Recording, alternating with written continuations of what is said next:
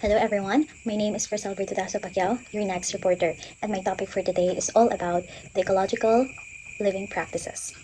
Sustainable ecological living is based on different sets of principles. To assess the impact of our choices and actions, we need criteria from studying the basic facts of life as follows by Capra 2003. First, matter cycles continually through the web of life, means that recycling, everything is reused, nothing is wasted. Next is most of the energy that drives the ecological cycles flow from the sun, means that solar power, the sun is the main energy source for life. Next, diversity assures resilience. So diversity is key. A variety of life forms makes ecosystems stronger and more stable. Next, one species waste is another species food. It means that waste is food. One creature's waste becomes another's food. Think of how plants use animal waste as fertilizer, right? So next is life does not take over the planet by the combat but by networking. Cooperation, not competition. Life thrives through cooperation and interconnectedness, not just competition. So the picture shows that a family of ducks illustrating the interconnectedness of cooperation within a natural ecosystem. Next, sustainable development entails three dimensions. Environmental. This focuses on preserving natural resources, reducing pollution, and promoting biodiversity. It includes efforts like renewable energy, waste management, and climate change mitigation. So, environmental. Environmental is protecting our nature, reducing pollution, and keeping biodiversity like protecting plants and animals. Next, economic. A strong economy is a key, but it must be achieved in ways that support fairness, innovation, and responsible resource use. Think sustainable businesses, ethical trade, and job creation that benefits society. So economics. Economic, having a strong economy that's fair, uses resources wisely, and creates jobs. This includes ethical business practices. Social. Social, this dimension ensures that development improves people's quality of life, protects human rights, and promotes inclusivity. It covers education, healthcare, equality, and access to essential resources. So, social, making sure that the development improves people's lives, protects our rights, and promote fairness, education, healthcare for everyone. So let's proceed to our next, which is the ecological living and literacy, therefore, provide people with tools, knowledge, and wisdom for taking concrete actions on their immense desire to contribute to a better world and future by Capra 2003. So therefore, ecological living means to live in a way that it's first, respect and replenishes the carrying capacity of our planet, which means that respects Earth's limits. We use resources without depleting them, so we need to respect Earth. Next, respect honors our interrelatedness with all expression of life. It means that it values all life. It's because they have also life. So we recognize the interconnectedness of all living things. Next, enhance the qualitative aspects of our relationship. Means that build a better world or improve relationships. We foster better connections with each other and the environment. Next, bring forth the best of our human capacities for the co-creation of an ecologically sustainable and caring world. So build a better world. We use our abilities to create a sustainable and caring world for everyone. And that image explains that a parrot symbolizes the interconnectedness and beauty of nature, highlighting the importance of ecological living. Inner ecology examines health and wellness from an ecological perspective. Explore the body, mind, nature connection. Your inner ecology to create and sustain a healthy, balanced, and personal habitat. The body is an ecological microcosm of natural world. So, inner ecology. Inner ecology is this focuses on the connection between your mind, your body, and the nature. It's about creating a healthy and balanced life by understanding how you're part of your natural world. Next, outer ecology is about maintaining harmony between human activities and nature, ensuring that development doesn't harm ecosystem, biodiversity, or climate stability. So outer ecology.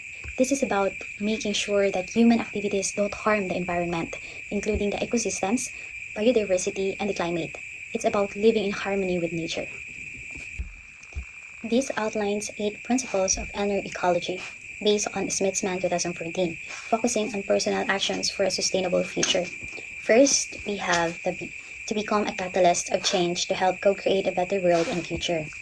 So you should be a change maker. Work to create a better world. Next, care for and relate with non-human beings while spending time with nature. Means that connect with nature. Care for all living things and spend time in nature.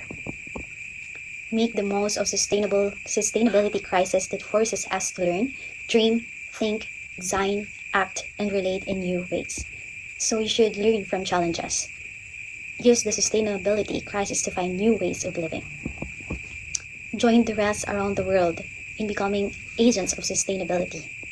So it means that join the movement, become part of the global effort for sustainability. 5. Nurture nature by taking care of our body and become aware of our natural body rhythms. Means that nurture yourself and nature. Take care of your health and be mindful of your body's natural rhythms. 6. Become more energy efficient and learn to recycle our own energy. Means that be energy efficient. Reduce your energy consumption and recycle your energy. 7. Learn to compose our own waste and no need to dump this onto others. Means that reduce waste. Compose your own waste to avoid harming the environment. 8. Become aware of rights, needs, and well-being of future generations and explore how we can support this in our action. Means that think of the future.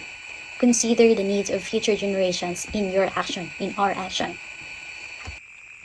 There are 7 principles of outer ecology by Smithman 2014, focusing on responsible resource use and consumption.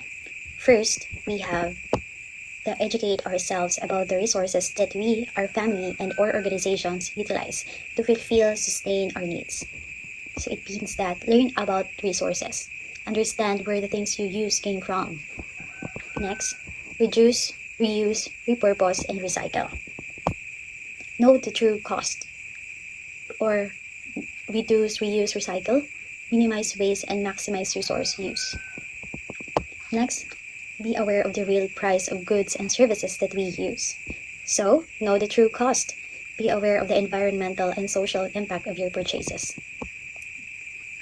Cheap products often have hidden costs. Example, the cost of child labor, animal cruelty, or degradation of ecosystem.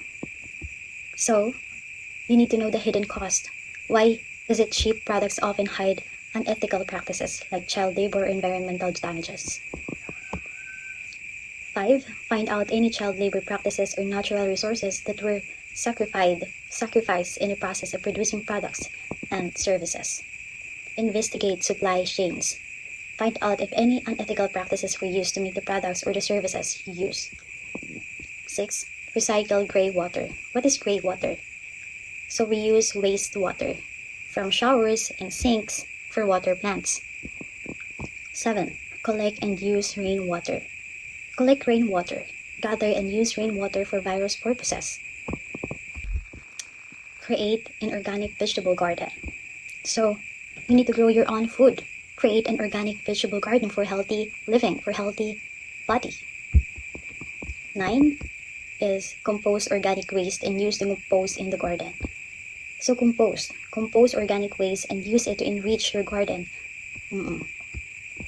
Then create a garden with a balance of endemic indigenous plants to support local wildlife, animals, for example the animals, the insects, the trees, and the plants.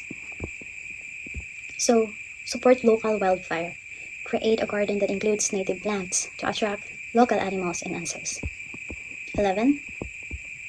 Create a roof garden or green roof as a natural air conditioning alternative to increase garden space. So rooftop garden.